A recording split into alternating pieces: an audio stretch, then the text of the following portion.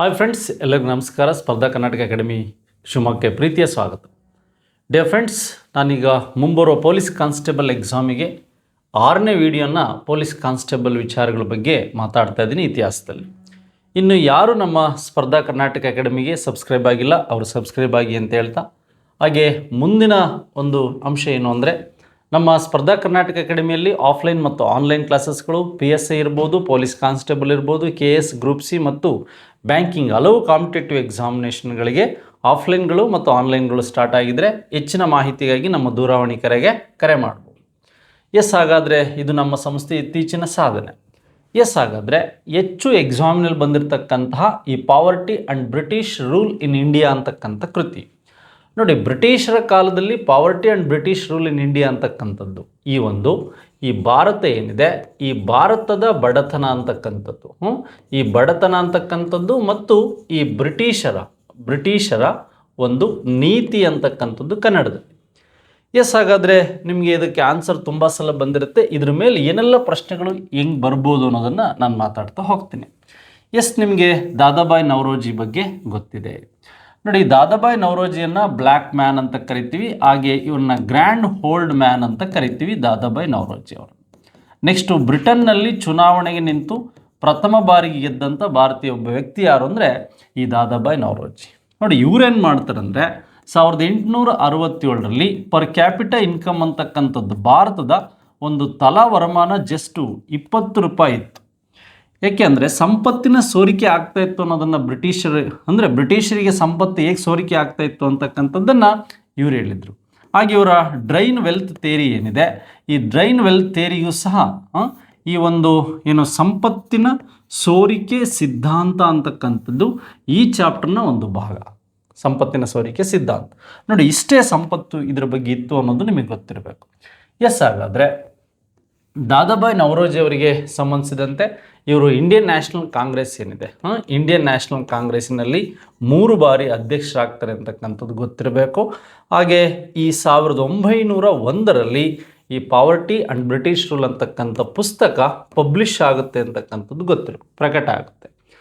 Next 1906ರ Congress ಅಧಿವೇಶನದಲ್ಲಿ ಏನು ಮಾಡ್ತಾರೆ, ಇವರು ಈ ಸ್ವರಾಜ್ಯ ಅಂತಕ್ಕಂಥ ಪದವನ್ನು ಫಸ್ಟು INCಯಲ್ಲಿ ಇಂಡಿಯನ್ ನ್ಯಾಷನಲ್ ಕಾಂಗ್ರೆಸ್ಸಲ್ಲಿ ಬಳಕೆ ಮಾಡ್ತಾರೆ ಅಂತಕ್ಕಂಥದ್ದು ಗೊತ್ತಿರಬೇಕು. ಹಾಗಾದರೆ poverty and British rule India ಅಂತಕ್ಕಂಥದ್ದು ಇರ್ಬೋದು, ಲಂಡನ್ನಲ್ಲಿ ಇವರು ಅಸೋಸಿಯೇಷನ್ನ ಸ್ಟಾರ್ಟ್ ಮಾಡಿದ್ದಿರ್ಬೋದು, ಬ್ರಿಟನ್ನಲ್ಲಿ ಚುನಾವಣೆಯಲ್ಲಿ ಗೆದ್ದಂಥದ್ದಿರ್ಬೋದು, ಹಾಗೆ ಈ ಪುಸ್ತಕ ಪಬ್ಲಿಷ್ ಆಗಿದ್ದಿರ್ಬೋದು. ಈ ಪುಸ್ತಕದ ಒಂದು ಭಾಗ ಈ ಡ್ರೈನ್ ವೆಲ್ತ್ ಥಿಯರಿ ಅಂತಕ್ಕಂಥದ್ದು ನಿಮಗೆ ಗೊತ್ತಿರಬೇಕು ನೋಡಿ. ದ ಸರ್ವೆಂಟ್ ಆಫ್ ಇಂಡಿಯಾ ಅಂತಕ್ಕಂಥದ್ದು ದ ಸರ್ವೆಂಟ್ ಆಫ್ ಇಂಡಿಯಾ ಅಂತಕ್ಕಂಥದ್ದನ್ನು 1905ರಲ್ಲಿ ಸ್ಟಾರ್ಟ್ ಮಾಡಿದವರು ಯಾರು ಅಂದರೆ ಗೋಪಾಲಕೃಷ್ಣ ಗೋಖಲೆ ಅವರು ಈ ಮಹಾರಾಷ್ಟ್ರದಲ್ಲಿ ಸ್ಟಾರ್ಟ್ ಮಾಡ್ತಾರೆ. ದ ಸರ್ವೆಂಟ್ ಆಫ್ ಇಂಡಿಯಾ ಅಂತಕ್ಕಂತಹ ಅಂಶಗಳಿಗೆ ಅನುಗುಣವಾಗಿ ಗೋಪಾಲಕೃಷ್ಣ ಗೋಖಲೆ ಅವರು ಸ್ಟಾರ್ಟ್ ಮಾಡಿದ್ದು ಸಹ ನಿಮಗೆ ಗೊತ್ತಿರಬೇಕು. ನೆಕ್ಸ್ಟ್ ಅದೇ ರೀತಿಯಾಗಿ ಮಹಾತ್ಮ ಗಾಂಧೀಜಿಯವರ ಪುಸ್ತಕಗಳು ಇನ್ ಸ್ವರಾಜ್ ಇರ್ಬೋದು, ಅಲ್ಲೆಲ್ಲ ಗೊತ್ತಿರಬೇಕು. ಮೋತಿಲಾಲ್ ನೆಹರು ಅವ್ರದ್ದು ಸಹ ಗೊತ್ತಿರಬೇಕು. ಆದರೆ ಈ ಪ್ರಶ್ನೆಗೆ ಸರಿ ಉತ್ತರ ಯಾವುದು ಅಂದರೆ ಈ ದಾದಾಬಾಯಿ ನವರೋಜಿಯವರ ಈ ಒಂದು ಪುಸ್ತಕದ ವಿಶೇಷತೆಗಳು ಗೊತ್ತಿರಬೇಕು ನಿಮಗೆ. ಈ ಅರ್ಥಶಾಸ್ತ್ರದ ಬಗ್ಗೆ ಹೇಳುತ್ತೆ, ಏನು ಅಂದರೆ ಆರ್ಥಿಕ ವಿಚಾರಗಳೇನಿದೆ ಇದರ ಬಗ್ಗೆ ಹೇಳ್ತಕ್ಕಂಥದ್ದೇ poverty and British rule in India ಅಂತಕ್ಕಂಥದ್ದು. ನೆಕ್ಸ್ಟು ಮೈಸೂರನ್ನು ಆಳಿದ ಯಾವ ರಾಜನ ಹೆಸರನ್ನು ಕೃಷ್ಣರಾಜ ಸಾಗರಕ್ಕೆ ಈ ಒಂದು KRS ಅಂತಕ್ಕಂಥ ಕೃಷ್ಣರಾಜ ಸಾಗರಕ್ಕೆ ಇಡಲಾಯಿತು ಅಂತಕ್ಕಂಥದ್ದು ಕೇಳಿದ್ದಾರೆ ನೋಡಿ. KRS ನಿರ್ಮಾಣ ಆಗಿದ್ದು ನಿಮಗೆ ಗೊತ್ತಿದೆ 1911ರಲ್ಲಿ. ಈ ಆನಂದರಾವ್ ಅಂತಕ್ಕಂಥ T ಆನಂದರಾವ್ ಇದ್ದಂಥ ಸಂದರ್ಭದಲ್ಲಿ, ಈ ದಿವಾನ್ರಿದ್ದಂಥ ಸಂದರ್ಭದಲ್ಲಿ, ಈ ದಿವಾನ್ರಿದ್ದಂಥ ಸಂದರ್ಭದಲ್ಲಿ ಇದು ನಿರ್ಮಾಣ ಆಯಿತು. ಇದರ ಚೀಫ್ ಇಂಜಿನಿಯರ್ ಯಾರಾಗಿದ್ದರು ಅಂದರೆ ಸರ್ MV ಅವರಾಗಿದ್ದರು ಅಂತ ನಿಮ್ಗೆ ಗೊತ್ತಿರಬೇಕು, ಸರ್ ಎಂ ವಿಶ್ವೇಶ್ವರಯ್ಯ ನೋಡಿ. ಈ ಕನ್ನಂಬಾಡಿ ಕಟ್ಟೆ ಅಂತಕ್ಕಂಥದ್ದು ಎಲ್ಲಿದೆ, ಮಂಡ್ಯ ಜಿಲ್ಲೆಯಲ್ಲಿರ್ತಕ್ಕಂಥದ್ದು ಈ ಒಂದು ಕನ್ನಂಬಾಡಿ KRS ಅಂತಕ್ಕಂಥದ್ದು ಮಂಡ್ಯ, ಕೃಷ್ಣರಾಜ ಸಾಗರ ಅಂತಕ್ಕಂಥದ್ದು ಮಂಡ್ಯದಲ್ಲಿದೆ. ಹಾಗಾದರೆ 1911 ಅಂದರೆ ನಮಗೆ ವಿಶೇಷವಾಗಿ ಈ ಒಂದು KRS ಡ್ಯಾಮ್ ಅಂತಕ್ಕಂಥದ್ದು ನಿರ್ಮಾಣ ಆಗಿದ್ದು ಯಾರ ಕಾಲದಲ್ಲಿ ಅಂದರೆ ಈ ನಾಲ್ವಡಿ ಕೃಷ್ಣರಾಜ ಒಡೆಯರ ಕಾಲದಲ್ಲಿ. ದಿವಾನ್ ಅಂತಕ್ಕಂಥ T ಆನಂದರಾವ್ ಇದ್ದಿದ್ದು ನಾಲ್ವಡಿ ಕೃಷ್ಣರಾಜ ಒಡೆಯರ ಕಾಲದಲ್ಲಿ.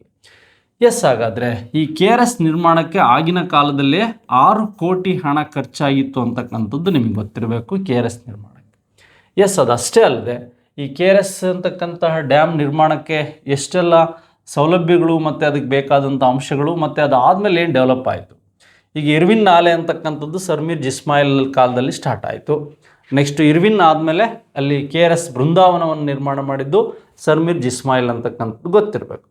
ವಿಶೇಷವಾಗಿ 2ನೇ ಕೃಷ್ಣರಾಜ ಒಡೆಯರ್ ಕಾಲದಲ್ಲಿ ಏನಾದರೂ ಕೇಳಿದರೆ ಈ ಹೈದರ್ ಅಲಿ ಏನಿದ್ದಾರೆ, ಯಾರು ಹೈದರ್ ಅಲಿ ಮತ್ತು ಈ ಟಿಪ್ಪು ಸುಲ್ತಾನ್ ಏನಿದ್ದಾರೆ, ಈ ಟಿಪ್ಪು ಸುಲ್ತಾನ್ ಹೈದರ್ ಅಲಿ ಇಬ್ಬರು ಏನಿದ್ದಾರೆ, ಇವರು ಯಾರ ಕಾಲದಲ್ಲಿ ಬೆಳವಣಿಗೆಗೆ ಬಂದರು ಅಥವಾ 1761ರಲ್ಲಿ ಹೈದರ್ ಅಲಿ ಈ ಒಂದು ಸರ್ವಾಧಿಕಾರಿಯಾಗಿದ್ದು ಚಿಕ್ಕ ಕೃಷ್ಣರಾಜ ಒಡೆಯರ್ ಅಥವಾ 2ನೇ ಕೃಷ್ಣರಾಜ ಒಡೆಯರ್ ಕಾಲದಲ್ಲಿ ಹೈದರ್ ಏಳಿಗೆಗೆ ಬರ್ತಾರೆ.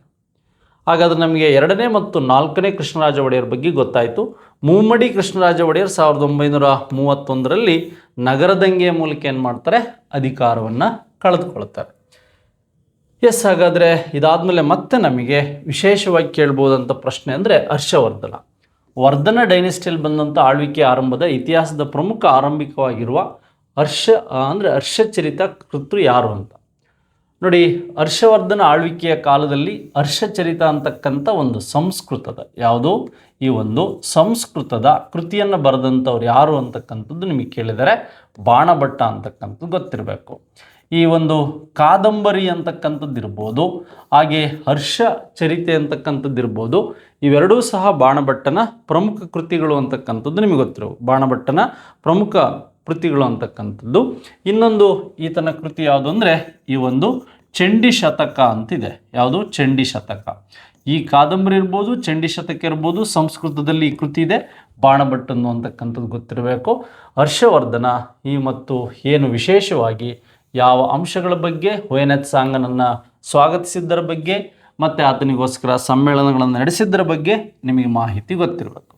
ನೋಡಿ, ಬಿಲ್ಲಣ ಕಲ್ಲಣನ ಸಹೋದರ ಈ ಕಾಶ್ಮೀರದ ಕವಿ ಬಿಲ್ಲಣ ಏನಿದ್ದಾನೆ, ಈ ಒಂದು ಕಲ್ಯಾಣಿ ಚಾಲುಕ್ಯರ ಈ ಒಂದು 6ನೇ ವಿಕ್ರಮಾದಿತ್ಯನ ಆಸ್ಥಾನದಲ್ಲಿ ಇರ್ತಾರೆ. ಯಾರ ಆಸ್ಥಾನದಲ್ಲಿ? 6ನೇ ವಿಕ್ರಮಾದಿತ್ಯನ ಆಸ್ಥಾನದಲ್ಲಿ. ವಿಕ್ರಮಾಂಕ ದೇವಚರಿತೆ ಅಂತಕ್ಕಂಥದ್ದೇನಿದೆ, ಇದು ಈ ಒಂದು ಬಿಲ್ಲಣನ ಕೃತಿ. ಭಾಸನ ಕೃತಿ ನಿಮಗೆ ಗೊತ್ತಿದೆ, ಈ ಒಂದು ಸ್ವಪ್ನ ವಾಸವ ದತ್ತ ಅಂತಕ್ಕಂಥದ್ದು ಭಾಸನ. ಶೂದ್ರಕನ ಕೃತಿ ಇದೆ, ಇದು ಯಾವುದು ಅಂದರೆ ಮೃಚ್ಛಕಟಿಕ, ಮಣ್ಣಿನ ಮಡಕೆ ಮೃಚ್ಛಕಟಿಕ ಅಂತಕ್ಕಂಥದ್ದೇನಿದೆ, ಇದು ಶೂದ್ರಕನ ಕೃತಿ. ಎಸ್, ಹಾಗಾದರೆ ಈ ಒಂದು ಎಕ್ಸಾಮಿನೇಷನಲ್ಲಿ ನಮಗೆ ಹರ್ಷವರ್ಧನ ರತ್ನಾವಳಿಗಳು ಅಥವಾ ಬೇರೆ ಬೇರೆ ಕೃತಿಗಳಲ್ಲೂ ಸಹ ನಾನು ಲಾಸ್ಟ್ ವಿಡಿಯೋದಲ್ಲಿ ಮಾತಾಡಿದ್ದೀನಿ. ಈಗ ಇಲ್ಲಿ ಹರ್ಷವರ್ಧನಿಗೆ ಸಂಬಂಧಿಸಿದಂಥ ಬಾಣಭಟ್ಟ, ಬಿಲ್ಲಣ, ಭಾಸ, ಶೂದ್ರಕನಿಗೆ ಸಂಬಂಧಿಸಿದಂಥ ಅಂಶಗಳು ನಿಮಗೆ ಗೊತ್ತಿರಲಿ ಸ್ನೇಹಿತರೆ. ಎಸ್, ಅದಾದಮೇಲೆ ಉನ್ನತ ವಿದ್ಯೆ ಈ ಕೆಳಗಿನ ಯಾವ ಕೇಂದ್ರದಿಂದ ಬೆಳವಣಿಗೆಯನ್ನು ಹರ್ಷವರ್ಧನ್ ಪೋಷಿಸಿದನು? ಉನ್ನತ ಹುದ್ದೆ ಬೌದ್ಧ ವಿದ್ಯೆಗಳಿಗೆ ಸಂಬಂಧಿಸಿದಂತೆ ಯಾವ ಕೇಂದ್ರವನ್ನು ಪೋಷಿಸಿದನು ಅಂತಕ್ಕಂಥದ್ದು ಗೊತ್ತಿದೆ. ಎಸ್, ನಿಮಗೆ ನಳಂದದ ಬಗ್ಗೆ ಮಾಹಿತಿ ಇರಬೇಕು. ನಳಂದ ಅಂತಕ್ಕಂಥದ್ದು ಎಲ್ಲಿದೆ? ಬಿಹಾರದಲ್ಲಿದೆ. ಗುಪ್ತ ದೊರೆ 1ನೇ ಕುಮಾರಗುಪ್ತ. ಯಾರು? 1ನೇ ಕುಮಾರಗುಪ್ತ ಅಂತಕ್ಕಂಥವನು ಏನು ಮಾಡ್ತಾನೆ, ಇದನ್ನು 5ನೇ ಶತಮಾನದಲ್ಲಿ, ಎಷ್ಟನೇ ಶತಮಾನದಲ್ಲಿ? 5ನೇ ಶತಮಾನದಲ್ಲಿ ನಿರ್ಮಾಣ ಮಾಡ್ತಾನೆ. ಸಕಾರಾದಿತ್ಯ, ಇದರ ನಿರ್ಮಾಪಕ ಯಾರು ಅಂದರೆ ಸಕಾರಾದಿತ್ಯ ಅಂತಕ್ಕಂಥವನು ಇದನ್ನು ನಿರ್ಮಾಣ ಮಾಡ್ತಾನೆ. ಆದರೆ ಹರ್ಷವರ್ಧನ 100 ಗ್ರಾಮಗಳ, ಎಷ್ಟು ಗ್ರಾಮಗಳ? 100 ಗ್ರಾಮಗಳ ಒಂದು ಏನು ಹಣವನ್ನು ಪಡೆದು ಅಥವಾ ಗ್ರಾಮದ ಕಂದಾಯವನ್ನು ಪಡೆದು ಈ ನಳಂದ ವಿವಿಯನ್ನು ಡೆವಲಪ್ ಮಾಡ್ತಾನೆ.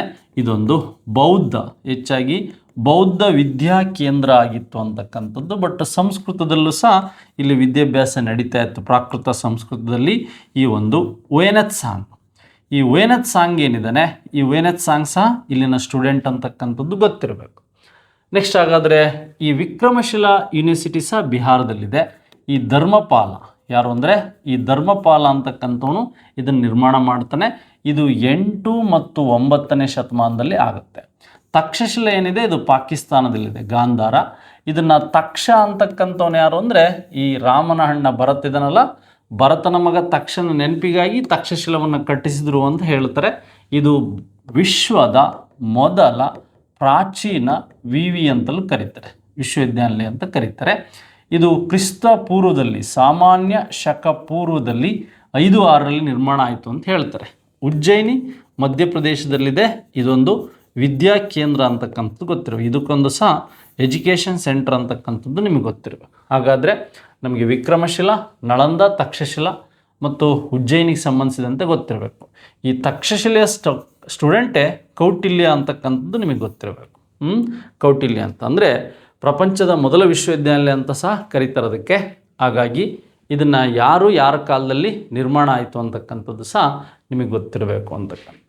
ಎಸ್, ಹಾಗಾದರೆ 4ನೇ ಪ್ರಶ್ನೆಗೆ ಸರಿಯಾದ ಉತ್ತರ ನಳಂದ ವಿವಿ.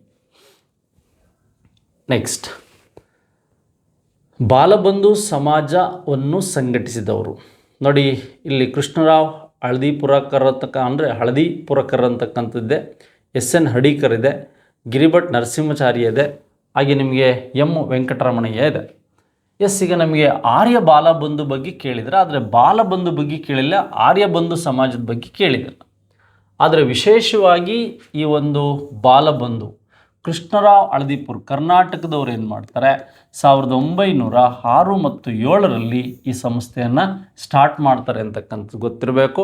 ನೋಡಿ, ಈ ಬಾಲ ಅಂತಕ್ಕಂಥದ್ದೇನಿದೆ ಅಥವಾ ಈ ಬಾಲಬಂಧು ಅಂತಕ್ಕಂಥದ್ದೇನಿದೆ, ಇದು ವಿಶೇಷವಾಗಿ ನಿಮಗೆ ಗೊತ್ತಿರಬೇಕು. 6-7ರಲ್ಲಿ ಈ ಸಂಸ್ಥೆ ಸ್ಟಾರ್ಟ್ ಆಯಿತು.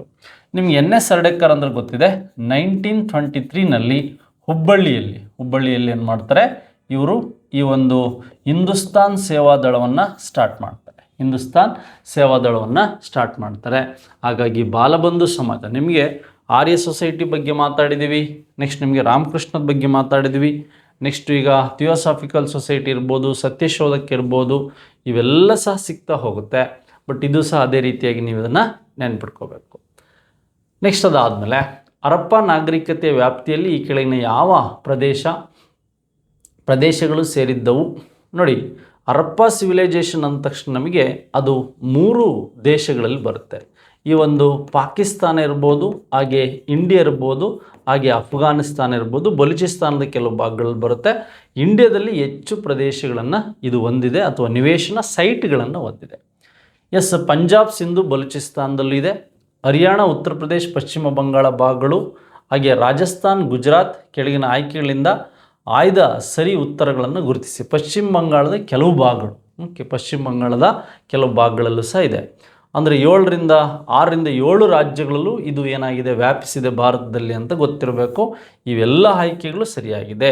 ಈಗ ಜಮ್ಮು ಆ್ಯಂಡ್ ಕಾಶ್ಮೀರದಲ್ಲಿ ಅಂತಕ್ಕಂಥದ್ದು, ಹಾಗೆ ನಮಗೆ ಉತ್ತರ ಪ್ರದೇಶದಲ್ಲಿ ಅಂತಕ್ಕಂಥದ್ದು, ಇಲ್ಲಿ ಮಹಾರಾಷ್ಟ್ರದವರೆಗೂ ಹರಡಿದೆ ಅಂತಕ್ಕಂಥದ್ದು, ಇಲ್ಲಿ ಬಲೂಚಿಸ್ತಾನ್ವರೆಗೂ ಸಹ ಹರಡಿದೆ ಅಂತಕ್ಕಂಥದ್ದು. ನೋಡಿ, ಇಲ್ಲಿ ಮಹಾರಾಷ್ಟ್ರದ ದೈಮಾಬಾದ್ ಅಂತಕ್ಕಂಥದ್ದು, ಹಾಗೆ ಈ ಕಾಶ್ಮೀರದ ಮಾಂಡವಿ ಇರ್ಬೋದು, ಮಾಂಡವಿ ಅಂತ ಬಾರ್ಡ್ರ್ ಇದು ದೈಮಾಬಾದ್. ಇದು ಉತ್ತರ ಪ್ರದೇಶದಲ್ಲಿ ಅಲಂಗೀರ್ಪುರದವರೆಗೂ ಹರಡಿದೆ. ಈ ಬಲೂಚಿಸ್ತಾನದಲ್ಲಿ ಎಲ್ಲಿವರೆಗೂ ಹರಡಿದೆ ಅಂದರೆ ಈ ಒಂದು ಸುಕ್ತ ಜಂಡರ್ ಅಂತ, ಯಾವುದು ಸುಕ್ತ ಜಂಡರ್ ಅಂತಕ್ಕಂಥ ಪ್ರದೇಶದವರೆಗೆ ಏನಾಗಿದೆ, ಹರಡಿದೆ ಅಂತಕ್ಕಂಥದ್ದು ನಿಮಗೆ ಗೊತ್ತಿರಬೇಕು. ಎಸ್, ಹಾಗಾದರೆ ಈ A ಮತ್ತು B ಆ್ಯಂಡ್ C ಇವಿಷ್ಟು ಆಪ್ಷನ್ಸ್ಗಳು ಸರಿ ಅಂತ ಗೊತ್ತಿರಬೇಕು. A ಮತ್ತು B ಮತ್ತು C ಅಂತಕ್ಕಂಥ ಆಪ್ಷನ್ಸ್ಗಳು ಸರಿ ಅಂತಕ್ಕಂಥದ್ದು ಗೊತ್ತಿರಬೇಕು. ಒಟ್ಟಾರೆಯಾಗಿ ಈ ವ್ಯಾಪ್ತಿ ಏನಿದೆ ಹರಡಿದೆ ಹರಪ್ಪ ಸಿವಿಲೈಸೇಷನಲ್ಲಿ. ನೋಡಿ, ಈ ಕೆಳಗಿನ ಯಾವ ಅಂಶಗಳು ಬೌದ್ಧ ಧರ್ಮದ ಜನಪ್ರಿಯತೆಗೆ ಕಾರಣವಾದವು? ವೈದಿಕ ಧರ್ಮವು ತುಂಬ ಜಟಿಲಗೊಂಡಿತ್ತಾದ್ದರಿಂದ ಬುದ್ಧನ ಬೋಧನೆಗಳ ಸರಳತೆ ಜನರಿಗೆ ಇಷ್ಟ ಆಯಿತು. ಯಾಕೆಂದರೆ ಬುದ್ಧ ಜನರಿಗೆ ಅರ್ಥವಾಗುವಂತಹ ಪಾಳಿ ಭಾಷೆಯಲ್ಲಿ ಏನು ಮಾಡ್ದ, ಸಾರನಾಥದಲ್ಲಿ ಅವನು ಟೀಚಿಂಗನ್ನು ಸ್ಟಾರ್ಟ್ ಮಾಡ್ದ. ನೆಕ್ಸ್ಟು, ಬುದ್ಧನು ತನ್ನ ತತ್ವಗಳನ್ನು ಜನರ ಭಾಷೆಯಾದ ಪಾಲಿಯಲ್ಲಿ ಬೋಧಿಸಿದ್ದನು. ಎಸ್, ಇದು ಕರೆಕ್ಟು. ಹಾಗಾದರೆ C ಏನು ಹೇಳುತ್ತೆ, ಬೌದ್ಧ ಸಂಘಗಳಲ್ಲಿ ಸ್ತ್ರೀಯರಿಗೂ ಪ್ರವೇಶವಿತ್ತು. ನೋಡಿ, ನಮಗೆ ಹೆಚ್ಚಾಗಿ ವೇದಿಕ್ ಮತ್ತು ಉತ್ತರ ವೇದಗಳ ಕಾಲದಲ್ಲಿ ಸ್ತ್ರೀಯರ ಬಗ್ಗೆ ಹೆಚ್ಚು ಉಲ್ಲೇಖಗಳು ಇರಲಿಲ್ಲ. ಆದರೆ ಬೌದ್ಧಿಸಮಲ್ಲಿ ಇದಕ್ಕೂ ಸಹ ಅವಕಾಶ ಕೊಟ್ಟಿದ್ರು ಅಂತಕ್ಕಂಥ ಗೊತ್ತಿರಬೇಕು. ಇಲ್ಲಿ A ಮತ್ತು B ಮತ್ತು C ಈ 3 ಕಾನ್ಸೆಪ್ಟ್ಗಳ ಮೇಲೆ ಸಹ ನಿಮಗೆ ಪ್ರಶ್ನೆಗಳನ್ನು ಕೇಳ್ಬೋದು. ಹಾಗಾಗಿ ಬೌದ್ಧ ಸಂಘಗಳಲ್ಲೂ ಸ್ತ್ರೀಯರಿಗೆ ಪ್ರವೇಶವಿತ್ತು ಅಂತಕ್ಕಂಥದ್ದು ನಿಮಗೆ ಗೊತ್ತು. ಎಸ್, ಹಾಗಾದರೆ ಮುಂದಿನ ಪ್ರಶ್ನೆ ನೋಡ್ತಾ ಹೋಗೋಣ. ಯಾವುದಂದರೆ ಕಲ್ಯಾಣಿ ಚಾಲುಕ್ಯರ ಮಾಂಡಲಿಕರು ಅಥವಾ ಮಾಂಡೇಶ್ವರ ಅಧೀನರಾಗಿದ್ದ ರಾಜಮನೆತನಗಳು.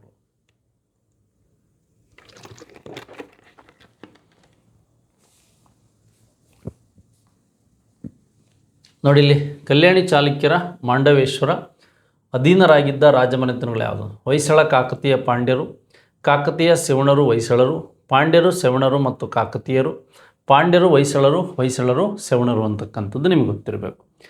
ಎಸ್, ಹಾಗಾದರೆ ವಿಶೇಷವಾಗಿ ನಮಗೆ ಬಾದಾಮಿ ಚಾಲುಕ್ಯರು ಅಂತ ಬರ್ತಾರೆ, ಹಾಗೆ ಕಲ್ಯಾಣಿ ಚಾಲುಕ್ಯರು ಅಂತ ಬರ್ತಾರೆ, ಹಾಗೆ ಕಲ್ಯಾಣಿ ಕಲೆಚೂರಿಗಳು ಬರ್ತಾರೆ. ವೆಸ್ಟರ್ನ್ ಮತ್ತು ಇವ್ರಿಗೆ ಸಂಬಂಧಿಸಿದಂತೆ ಪಶ್ಚಿಮ ಚಾಲುಕ್ಯರು ಅಂತಲೂ ಕರಿತೀವಿ.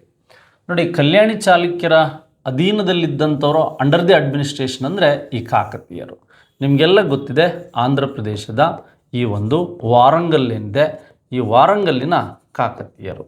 ನೋಡಿ, ಈ ಕಾಕತೀಯರಲ್ಲಿದ್ದವಳೆ ರುದ್ರಮ್ಮ ದೇವಿ. ಹಾಗೆ ವಿಶ್ವವಿಖ್ಯಾತ ಕೊಹಿನೂರು ವಜ್ರ ಎದ್ದುದು ಯಾರ ಕಾಲದಲ್ಲಿ ಅಂದರೆ ಈ ಕಾಕತೀಯ ಮನೆತನದಲ್ಲಿ.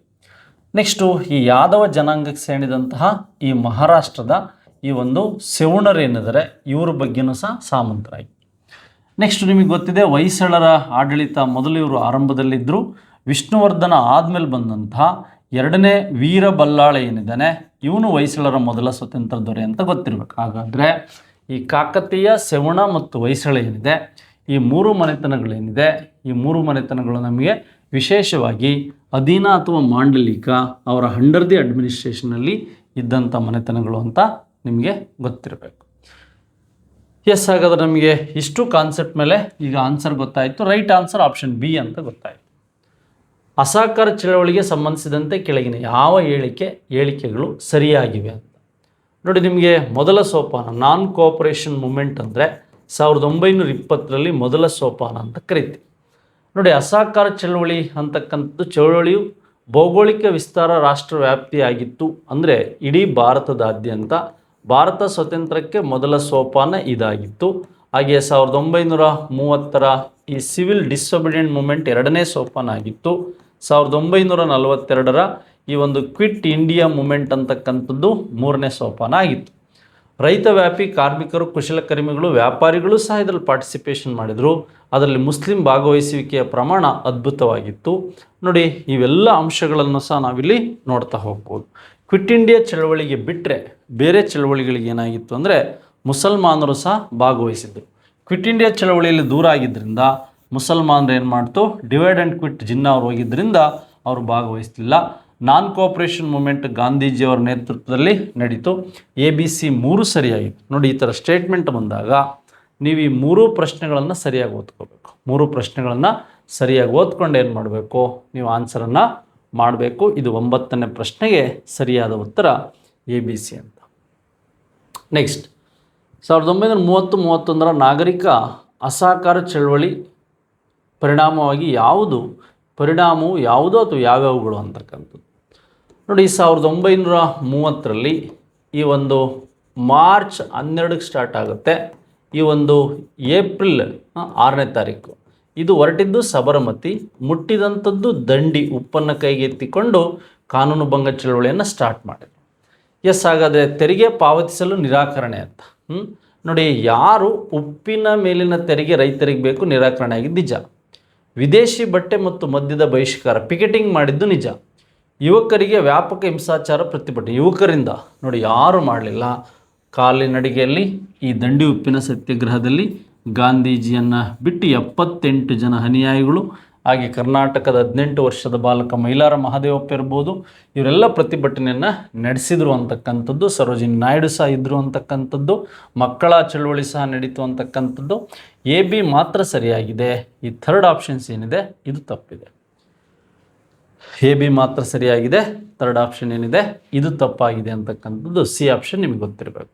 ತೆರಿಗೆ ಪಾವತಿಸಲು ನಿರಾಕರಣೆ ಮತ್ತು ವಿದೇಶಿ ಬಟ್ಟೆ ಮತ್ತು ಮದ್ಯದ ಬಹಿಷ್ಕಾರ ಅಂತಕ್ಕಂಥದ್ದು ನಿಮಗೆ ಗೊತ್ತಿರಲಿ. ಎಸ್, ಹಾಗಾದರೆ ಈ ಕಾನ್ಸೆಪ್ಟ್ ಮುಗಿದ ಮೇಲೆ ನಮಗೆ 1919ರ ಭಾರತ ಸರ್ಕಾರ ಕಾಯ್ದೆಯು ಕಾರ್ಯಕ್ರಮವನ್ನು ಅಭ್ಯಸಿಸಲು ನಿಯುಕ್ತವಾದಂಥ ಸೈಮನ್ ಆಯೋಗ ನೋಡಿ, ಸೈಮನ್ ಆಯೋಗ ರೆಡಿಯಾಗಿದ್ದು 1927ಕ್ಕೆ. ಆದರೆ ಸೈಮನ್ ಆಯೋಗ ಭಾರತಕ್ಕೆ ಬಂದದ್ದು 28ಕ್ಕೆ. ಇಲ್ಲಿ 7 ಜನ ಬ್ರಿಟಿಷರು ಇದ್ದುದರಿಂದ ಇದನ್ನು ಬಿಳಿಯರ ಆಯೋಗ ಅಂತ ಕರಿತೀವಿ. ಅಂತ ಕರಿತೀವಿ, ಬಿಳಿಯರ ಆಯೋಗ ಅಂತ ಕರಿತೀವಿ. ಹಾಗಾಗಿ ಭಾರತದಲ್ಲಿ ಏನು ಜವಾಬ್ದಾರಿತವ ಮಾಡೋಕ್ಕೆ ಬಂದಾಗ ಸೈಮನ್ ಕಮಿಷನ್ನ ವಿರೋಧಿಸಿ ಏನು ಮಾಡ್ತಾರೆ, ಲಾಲಾ ಲಜಪತ್ ರಾಯ್ ಡೆತ್ ಆಗ್ತಾರೆ. ಸೈಮನ್ ಆಯೋಗವು ಅಖಿಲ ಭಾರತ ಆಯೋಗಕ್ಕೆ ವಿರುದ್ಧವಾಗಿತ್ತು. ಅಂದರೆ ಕಾರಣಗಳಾಗಿದ್ದವು ಅಥವಾ ಬಹಿಷ್ಕರಿಸಿದ್ದು ಯಾಕೆ ಅಂತ, ಯಾವ ಕಾರಣಕ್ಕೆ ಬಹಿಷ್ಕರಿಸಿದ್ದು, ಜವಾಬ್ದಾರಿ ಸರ್ಕಾರದ ರಾಷ್ಟ್ರೀಯ ಬೇಡಿಕೆಯನ್ನು ಅದು ಉದಾಸೀನ ಮಾಡಿದೆ. ಸೈಮನ್ ಆಯೋಗದಲ್ಲಿ ಭಾರತೀಯ ಸದಸ್ಯರು ಇರಲಿಲ್ಲ ಅಂತಕ್ಕಂಥದ್ದು. ನೋಡಿ, ಸೈಮನ್ ಆಯೋಗ ಅಖಿಲ ಭಾರತ ಒಕ್ಕೂಟಗಳೇನಿತ್ತು ಆ ಒಕ್ಕೂಟಗಳಿಗೆ ಸಂಬಂಧಿಸಿದಂತೆ ವಿರೋಧ ಮಾಡಿದ್ದ ಬಗ್ಗೆ ನಿಮಗೆ ಗೊತ್ತಿರಬೇಕು. ABC ಅಂತಕ್ಕಂಥ 3 ಆಪ್ಷನ್ಸ್ ಏನಿದೆ, ಈ 3 ಆಪ್ಷನ್ ಸಹ ತಪ್ಪು. ಅಲ್ಲ ಸರಿ, ಅಂದರೆ ಇದಕ್ಕೆ ಕಾರಣ ಅಂತಕ್ಕಂಥ, ಬಹಿಷ್ಕರಿಸೋದಕ್ಕೆ ಕಾರಣ ಅಂತಕ್ಕಂಥ ರೈಟ್ ಆನ್ಸರ್ ABC ಅಂತ. ಯಾವುದನ್ನು ಬಹಿಷ್ಕರಿಸೋದಕ್ಕೆ? ಸೈಮನ್ ಕಮಿಷನನ್ನು ಬಹಿಷ್ಕರಿಸೋದಕ್ಕೆ.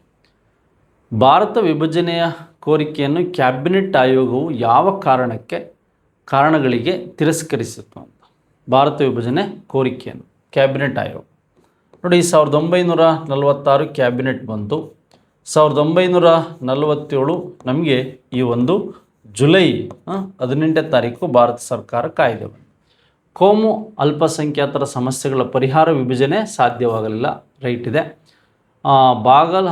ಬಂಗಾಲ ಮತ್ತು ಪಂಜಾಬ್ ಪ್ರಾಂತ್ಯಗಳ ವಿಭಜನೆ ಅಲ್ಲಿ ಆಶೋತ್ತರಗಳಿಗೆ ವ್ಯತಿರಿಕ್ತವಾಗಿದ್ದದ್ದು. ಹಾಗೆ ಪಂಜಾಬ್ ವಿಭಜನೆ ಎಂದರೆ ಸಿಖ್ ಸಮುದಾಯದ ವಿಭಜನೆಯೂ ಗೊತ್ತಿತ್ತು ಅಂತ. ಪಂಜಾಬ್ ಸಪ್ರೇಟ್ ದೇಶ ಆಗಿಬಿಡುತ್ತೆ, ಉತ್ತರ ದಕ್ಷಿಣ ಪಾಕಿಸ್ತಾನ ಆದಂಗೆ, ಉತ್ತರ ದಕ್ಷಿಣ ಭಾರತ ಆಗಬೇಕು ಅಥವಾ ಪಶ್ಚಿಮ ಮತ್ತು ಪೂರ್ವ ಪಾಕಿಸ್ತಾನ ಆಗಬೇಕು ಅನ್ನುವಂಥ ಘಟನೆಗಳೇನಿದೆ, ಇವೆಲ್ಲ ಘಟನೆಗಳು ನಡೆದಿದ್ದರಿಂದ ಇದು ನಿರ್ಣಯಕ್ಕೇನಾಯಿತು, ಕ್ಯಾಬಿನೆಟ್ ಬಿಡ್ತು. ಆವಾಗ ಇದು ಬ್ರಿಟನ್ನಲ್ಲಿ ಅಪ್ರೂವಲ್ ಆಗಿ ಬಂತು. ಜುಲೈ 18ಕ್ಕೆ ಬ್ರಿಟನ್ನಲ್ಲಿ ಅಪ್ರೂವಲ್ ಆಗಿ 1947 ಈ ಒಂದು ಆಗಸ್ಟ್ 15ಕ್ಕೆ ಭಾರತ ಶುಕ್ರವಾರ ಸ್ವತಂತ್ರಗೊಳ್ತು ಅನ್ನೋದು ಗೊತ್ತಿರಲಿ. ಹಾಗಾದರೆ ಭಾರತ ವಿಭಜನೆ ಕೋರಿಕೆಯನ್ನು ಕ್ಯಾಬಿನೆಟ್ ಆಯೋಗವು ಯಾವ ಕಾರಣಕ್ಕೆ ಏನು ಮಾಡ್ತು ಅಂತ ಗೊತ್ತಾಯಿತು. ಈ ಕೆಳಗಿನ ಯಾವ ರಾಜ್ಯದ ರಾಜನು ಪಾಕಿಸ್ತಾನದೊಂದಿಗೆ ಸೇರ್ಪಡೆಗೊಳ್ಳುವ ಬಯಕೆ ಹೊಂದಿದ್ದನು ಅಂತ.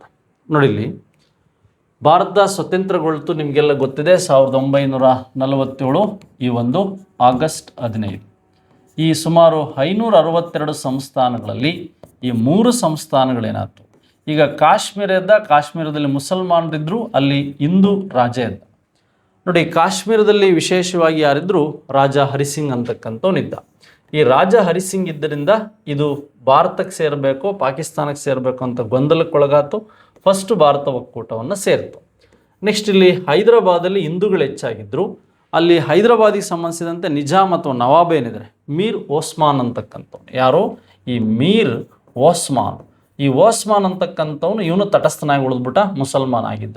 ಆದರೆ ಈ ಗುಜರಾತ್ ಮಹಾರಾಷ್ಟ್ರ ಗಾಡಿಯಲ್ಲಿ ಬರ್ತಕ್ಕಂಥ ಜುನಾಗಢ್ ಏನಿದೆ, ಈ ಜುನಾಗಢ್ ಏನಾಯಿತು, ಪಾಕಿಸ್ತಾನ ಸೇರೋದಕ್ಕೆ ಇಂಟ್ರೆಸ್ಟ್ ಆಯಿತು. ಈ ಪಾಕಿಸ್ತಾನ ಸೇರೋದಕ್ಕೆ ಇಂಟ್ರೆಸ್ಟ್ ಆಯಿದ್ದೇನು ಅಂದರೆ, ಇಲ್ಲಿ ಆಳ್ವಿಕೆ ಮಾಡ್ತಕ್ಕಂಥ ಮುಸಲ್ಮಾನ ಮಹಬತ್ ಖಾನ್ ಅಂತ. ಯಾರು? ಮಹಬತ್ ಖಾನ್ ಅಂತಕ್ಕಂಥವನು ಮುಸಲ್ಮಾನನಾಗಿದ್ದರಿಂದ ಇವನೇನು ಮಾಡ್ತಾನೆ, ಮುಸಲ್ಮಾನನಾಗಿದ್ದರಿಂದ ಈ ಪಾಕಿಸ್ತಾನ ಸೇರೋದಕ್ಕೆ ಇಂಪ್ರೂವ್ಮೆಂಟ್ ಮಾಡ್ಕೊಳ್ತಾನೆ. ಆದರೆ ಈ 3 ಪ್ಲೇಸ್ಗಳು ಸಹ ಏನು ಮಾಡ್ತಾರೆ, ಆಪರೇಷನ್ ಪೋಲೋ ಮಾಡಿ ಹೈದರಾಬಾದ್ ಇರ್ಬೋದು, ಇವು ಭಾರತ ಒಕ್ಕೂಟವನ್ನು ಸೇರ್ತವೆ ಅಂತಕ್ಕಂಥದ್ದು. ಹಾಗಾದರೆ ಇಲ್ಲಿ ಇಂಟ್ರೆಸ್ಟ್ ಪಟ್ಟಾನೆ ಯಾರು ಅಂದರೆ ಈ ಜುನಾಗಢ್ ಅಂತಕ್ಕಂಥವನು ಮೊಹಮ್ಮದ್ ಖಾನ್. ಆದರೆ ಇಲ್ಲಿ ಮೀರ್ ಓಸ್ಮಾನ್ ಓಡಿ ಹೋಗ್ತಾನೆ ಅಷ್ಟೇ, ಬಟ್ ಅವನು ಪಾಕಿಸ್ತಾನಕ್ಕೆ ಸೇರೋಕ್ಕಾಗ್ತಾಯಿಲ್ಲ. ದಕ್ಷಿಣ ಭಾರತದಲ್ಲಿ ಹೈದರಾಬಾದ್ ಇದ್ದರಿಂದ ಕಷ್ಟ ಆಗಿತ್ತು ಹೈದರಾಬಾದ್ ಸಂಸ್ಥಾನ. ಕಾಶ್ಮೀರದಲ್ಲಿ ಗೊತ್ತಿದೆ ನಿಮಗೆ, ಈ ರಾಜ ಹರಿಸಿಂಗಿಗೆ ಸಂಬಂಧಿಸಿದಂತೆ ಭಾರತ ಒಕ್ಕೂಟಕ್ಕೆ ಸಹಿ ಮಾಡಿದ್ದು. ನೆಕ್ಸ್ಟ್, ಈ ಕೆಳಗಿನ ಯಾವ ಸ್ಥಾನವು ಡಾಲ್ ಹೌಸಿ ದತ್ತು ಮಕ್ಕಳಿಗೆ ಹಕ್ಕಿಲ್ಲ ನಿಯಮದ ಬ್ರಿಟಿಷ್ ಅಧಿಪತ್ಯಕ್ಕೆ ಒಳಪಟ್ಟು? ನೋಡಿ, ಇಲ್ಲಿ ಡಾಟರ್ ಇನ್ ಲ್ಯಾಬ್ಸ್ ಪಾಲಿಸಿ ಏನಿದೆ ಇದ್ರ ಮೇಲೆ ಮಾತಾಡೋಣ. 1848ರಲ್ಲಿ ಫಸ್ಟ್ ಇದನ್ನು ಒಪ್ಕೊಂಡಂಥವ್ರು ಯಾರು ಅಂದರೆ ಈ ಸತಾರದವರು ಅಂತಕ್ಕಂಥದ್ದು. 1848ರಲ್ಲಿ ಈ ಒಂದು ಅಪ್ಪ ಸಾಹೇಬ್ ಅಂತಕ್ಕಂಥವ್ನು ಏನು ಮಾಡ್ತಾನೆ, ಒಪ್ಕೊಳ್ತಾನೆ. ನೆಕ್ಸ್ಟು ಝಾನ್ಸಿಯಲ್ಲಿ ಏನಾಗುತ್ತೆ, 1853ರಲ್ಲಿ ಈ ಒಂದು ಝಾನ್ಸಿ ರಾಣಿ ಲಕ್ಷ್ಮೀಬಾಯಿ ಅಂತಕ್ಕಂಥವಳು ಗಂಗಾಧರ ರಾವ್ ಸತ್ತೋಗಿದ್ದರಿಂದ ಈ ದತ್ತು ಮಕ್ಕಳ ಹಕ್ಕಿಗೆ ಅಂತಕ್ಕಂಥ ಗೊತ್ತಿರಬೇಕು. ನೆಕ್ಸ್ಟು 1853ರಲ್ಲಿ ಈ 3ನೇ ರಘುಜಿ ಭೋಸ್ಲೆ ಅಂತಕ್ಕಂಥವನು ನಾಗಪುರದಲ್ಲೂ ಸಹ ಒಪ್ಕೊಳ್ತಾನೆ. ಆದರೆ ಈ ಆಧಿಪತ್ಯಕ್ಕೆ ಒಳಪಡೆದಿದ್ದು ಯಾವುದು ಅಂದರೆ ಈ ಕಿತ್ತೂರು ಅಂತಕ್ಕಂಥದ್ದು ಗೊತ್ತಿರಬೇಕು.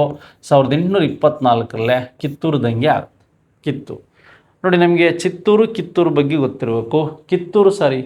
ಚಿತ್ತೂರು ಅನ್ನೋದು ನಮಗೆ ಗೊತ್ತಿರಬೇಕು. ನಮಗೆ ಇಲ್ಲಿ ನಡೀಲಿಲ್ಲ ದಂಗೆ ಅಂತಕ್ಕಂಥದ್ದು. ಅಂದರೆ ಸತಾರ ಇರ್ಬೋದು, ಝಾನ್ಸಿ ಇರ್ಬೋದು, ಕಿತ್ತೂರು ರಾಣಿ ಚೆನ್ನಮ್ಮ ಅಂತ ಏನು ಕರೀತಾರೆ, ಕಿತ್ತೂರು ರಾಣಿ ಚೆನ್ನಮ್ಮ. ಚಿತ್ತೂರು ಬೇರೆ, ಕಿತ್ತೂರು ಬೇರೆ. ಇಲ್ಲಿ ಕಿತ್ತೂರು ರಾಣಿ ಚೆನ್ನಮ್ಮಗೆ ಸಂಬಂಧಿಸಿದಂತೆ ಇದು ಘಟನೆ. ನಾಗಪುರ, ಝಾನ್ಸಿ ಮತ್ತು ಸತಾರ ಏನಿದೆ ಇವುಗಳ ಬಗ್ಗೆ ಮಾಹಿತಿ ಇರಬೇಕು. ಇದು ಮೇಜರಾಗಿ ಈ ಪ್ರದೇಶಕ್ಕೆ ಅಪ್ಲೈ ಆಗಲಿಲ್ಲ. ಸಂಗೊಳ್ಳಿ ರಾಯಣ್ಣ ಇದೆಲ್ಲ ಕೇಳಿದರೆ ಈ ಘಟನೆಗಳು ಸಹ ನಮಗೆ ಗೊತ್ತಿಲ್ಲ. ಇದೇ ರೀತಿಯಾಗಿ ಮುಂಬರುವ ಪರೀಕ್ಷೆಗಳಲ್ಲೂ ಸಹ ಮತ್ತೆ ಎಕ್ಸಾಮಿನಲ್ಲಿ ಪ್ರಶ್ನೆಗಳನ್ನ ಕೇಳ್ಬೋದು. ಈ ವಿಡಿಯೋ ಇಷ್ಟ ಆಗಿದ್ರೆ ಇತರರಿಗೆ ಪರಿಚಯ ಮಾಡಿ ಅಂತ ಹೇಳ್ತಾ ಈ ವಿಡಿಯೋ ಮುಗಿಸ್ತಾ ಇದ್ದೀನಿ. Thank you very much one and all.